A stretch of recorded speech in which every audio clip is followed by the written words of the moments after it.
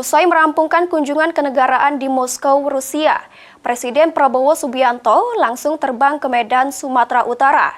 Presiden ingin memastikan bantuan prioritas sampai kepada masyarakat terdampak bencana.